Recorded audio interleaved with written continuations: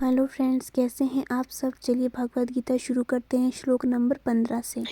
पांचजन्यम ऋषिकेशो देवदत्तम धनंजय पौंड्रम दत्तमो महाशंखम भीमकर्मा वृकोदरः। भगवान कृष्ण ने अपना पांचजन्य शंख बजाया।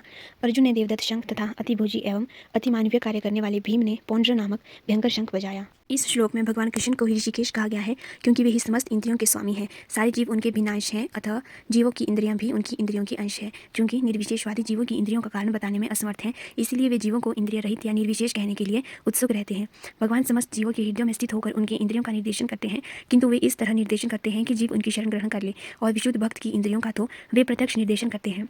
यहाँ कुरुक्षेत्र की युद्ध भूमि में भगवान कृष्ण अर्जुन की दिव्य इंद्रियों का निर्देशन करते हैं, इसीलिए उनको ऋषिकेश कहा गया है। भगवान के विविध कार्यों के अनुसार उनके भिन्न भिन्न नाम हैं। उदाहरणार्थ इनका एक नाम मधुसूदन है, क्योंकि उन्होंने मधु नाम के असुर को मारा था। वे गौवों तथा इंद्रियों को आनंद देने के कारण गोविंद कहलाते हैं। वसुदेव के पुत्र होने के कारण इनका नाम वासुदेव है। देवकी को माता रूप में स्वीकार करने के कारण इनका नाम देवकी नंदन है। वृंदावन में यशोदा के साथ बाल लीलाएं करने के कारण ये यशोदा नंदन है। अपने मित्र अर्जुन का साथी बनने के कारण पार्थ साथी हैं। इसी प्रकार उनका एक नाम ऋषिकेश है, क्योंकि उन्होंने कुरुक्षेत्र के युद्ध स्थल में अर्जुन का निर्देशन किया। इस श्लोक में अर्जुन को धनंजय कहा गया है, क्योंकि जब इनके बड़े भाई को विभिन्न यज्ञ संपन्न करने के लिए धन की आवश्यकता हुई थी तो उसे प्राप्त करने में इन्होंने सहायता की थी। इसी प्रकार भीम वृकोदर कहलाते हैं, क्योंकि जैसे वे अधिक खाते हैं उसी प्रकार वे अतिमानवीय कार्य करने वाले हैं, जैसे हिडिंबासुर का वध। अतः पांडवों के पक्ष में श्री कृष्ण इत्यादि विभिन्न व्यक्तियों द्वारा विशेष प्रकार के शंखों का बजाया जाना युद्ध करने वाले सैनिकों के लिए अत्यंत प्रेरणादायक था। विपक्ष में ऐसा कुछ न था, न तो परम निदेशक भगवान कृष्ण थे, न ही भाग्य की देवी थी, अतः युद्ध में उनकी पराजय पूर्व निश्चित थी। शंखों की ध्वनि मानो यही संदेश दे रही थी। अनंत विजयम राजा कुंतीपुत्रो युधिष्ठिरः नकुलः सहदेवश्च सुघोषमणि पुष्पकौ काश्यश्च परमेश्वासः शिखण्डी च महारथः दृष्टद्युम्नो विराटश्च सात्यकी चा पराजितः द्रुपदो द्रौपदेयाश्च सर्वशः पृथिवीपते सुभद्रश्च महाबाहु शंख नंदधमुः पृथक पृथक। हे राजन, कुंतीपुत्र राजा युधिष्ठिर ने अपना अनंत विजय नामक शंख बजाया तथा नकुल और सहदेव ने सुघोष एवं मणिक पुष्पक शंख बजाए। हे राजन, कुंतीपुत्र राजा युधिष्ठिर ने अपना अंत विजय नामक शंख बजाया तथा नकुल और सहदेव ने सुघोष एवं मणिक पुष्पक शंख बजाए। महान धनुर्धर काशीराज, परम योद्धा शिखंडी, दृष्टद्युम्न, विराट, अजय, सात्विक, द्रुपद, द्रौपदी के पुत्र तथा सुभद्रा के महाबाहु पुत्र आदि सबों ने अपने अपने शंख बजाए। इसका तात्पर्य है, संजय ने राजा धृतराष्ट्र को अत्यंत चतुराई से यह बताया कि पांडु के पुत्रों को धोखा देने तथा राज्य सिंहासन पर अपने पुत्रों को आसीन कराने की यह अविवेकपूर्ण नीति श्लाघनीय नहीं थी।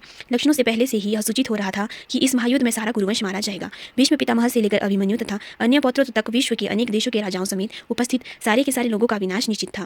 यह सारी दुर्घटना राजा धृतराष्ट्र के कारण होने जा रही थी, क्योंकि उसके अपने पुत्रों की कुनीति को प्रोत्साहन दिया था। सघोषो धार्तराष्ट्राणां हृदयानि व्यदारयत् नभश्च पृथ्वीं चैव तुमुलो भयनुनादयन्।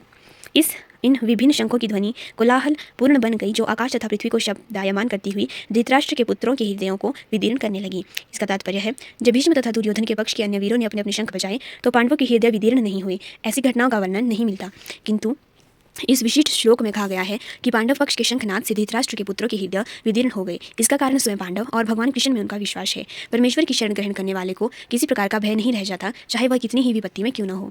अर्थव्यवस्थितान दृष्टा धार्तराष्ट्र ध्वजः प्रवृत्ते शस्त्र संपाते धनुरुद्यम्य पांडवः ऋषिकेशम तदा वाक्यमिदमाह महीपते। उस समय हनुमान सेन की ध्वजा लगी रथ पर आसीन पांडुपुत्र अर्जुन अपना धनुष उठाकर तीर चलाने के लिए उद्यत हुआ। हे राजन, धृतराष्ट्र के पुत्रों को व्यूह में खड़ा देखकर अर्जुन ने श्री कृष्ण से ये वचन कहे। तात्पर्य, युद्ध प्रारंभ होने ही वाला था। उपयुक्त कथन से ज्ञात होता है कि पांडवों की सेना की अप्रत्याशित व्यवस्था से धृतराष्ट्र के पुत्र बहुत कुछ निरुत्साहित थे, क्योंकि युद्ध भूमि में पांडवों का निर्देशन भगवान कृष्ण के आदेशानुसार हो रहा था। अर्जुन की ध्वजा पर हनुमान का चिन्ह भी विजय का सूचक है, क्योंकि हनुमान ने राम तथा रावण युद्ध में राम की सहायता की थी, जिससे राम विजयी हुए थे। इस समय अर्जुन की सहायता के लिए उनके रथ पर राम तथा हनुमान दोनों उपस्थित थे। भगवान कृष्ण साक्षात राम है, और जहाँ भी राम रहते हैं वहाँ उनका नित्य सेवक हनुमान होता है तथा उनकी नित्य संगिनी वैभव की देवी सीता उपस्थित रहती हैं। अतः अर्जुन के लिए किसी भी शत्रु से भय का कोई कारण नहीं था।